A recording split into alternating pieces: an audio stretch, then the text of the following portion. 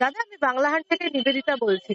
হ্যাঁ, বলুন। গতকাল রাত্রে আইএসএফ এবং তৃণমূলের একটা গাড়ি সরানোকে কেন্দ্র করে ঝামেলা। তো গতকাল আমরা যেটা দেখলাম, অভিষেক বন্দ্যোপাধ্যায় তিনি ভাঙড় জেতার হুঙ্কার দিলেন বারুইপুর থেকে, এবং তারপরই আবার ভাঙড় জেকার সেই তৃণমূল আইএসএফ সংঘর্ষ। কি বলবেন? দেখুন, প্রথম বলি যে আজকে বাংলার যারা বিরোধী আছে এই মুহূর্তে দাঁড়িয়ে আমার মনে হয়েছে যে অভিষেক বন্দ্যোপাধ্যায়ের ছায়াকে দেখেও এরা ভয় পাচ্ছে। আর দেশের যারা বিজেপি আছে তারা এই পর্যন্ত মমতা বন্দ্যোপাধ্যায় দেখে ভয় পাচ্ছে। কারণ গতকালকের যে ঘটনা, আমাদের কর্মীরা যখন বারুইপুর থেকে বাড়ি ফিরছিল, ঠিক নারায়ণপুর বিবি রাইটের কাছে ওখানে আমাদের গাড়ি দেখে তারা ব্যাপক গালাগালি করে।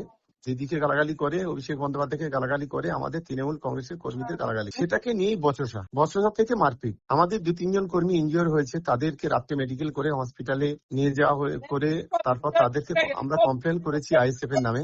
এই সম্পূর্ণ আইএসএফ এর মদতে এই ঘটনাগুলো এবং নওশাদ সিদ্দিকীর মদতে ভাঙড়কে উত্তপ্ত করার জন্য, ভাঙড়কে রক্তাক্ত করার জন্য এই ধরনের নোংরা খেলা হচ্ছে। আমরা তীব্র নিন্দা করছি, তীব্র প্রতিবাদ। দাদা, আপনারা তো সরকারে রয়েছেন, তৃণমূল কংগ্রেসের, সেখানে আইএসএফ কিভাবে এই ঝামেলা করছে আপনারা অভিযোগ করছেন? দেখুন, আপনি যখন রাস্তাতে যান দেখবেন কিছু পাগল ছাগল থাকে, কিছু 4 পে 2 পে জন্তুরা থাকে, তারা ঘেউ ঘেউ করে। এবার তো আপনার তো নিরাপত্তা তো সবসময়ের জন্য রাখতে হবে। যদি কোনো কুকুরে এসে ঘেউ ঘেউ করে কামড়াতে হয়, সেটাকে আপনার তো সেভ করতে হবে। ঘটনাটা ঠিক সেই রকম। আমরা যদি আমাদের এই যে অঞ্চলে ঘটনা ঘটেছে, এই অঞ্চলে আমরা লোকসভাতে 7,000 ভোটে লিড আছে, এখানে পাশের অঞ্চলে 13,000 ভোটে আমরা লিড আছে। আমরা কেন এখানে কারোর জোর করে ঝামেলা করতে যাব? আমাদের কি অসুবিধাটা কোন জায়গায়? এই সম্পূর্ণ আইএসএফ এখানে পরিকল্পিতভাবে ঘটনাগুলো ঘটিয়ে বাজারটাকে গরম করতে চাই। ধন্যবাদ।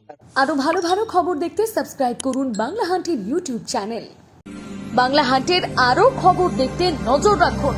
বাংলা খবর মানেই বাংলা হান্ট।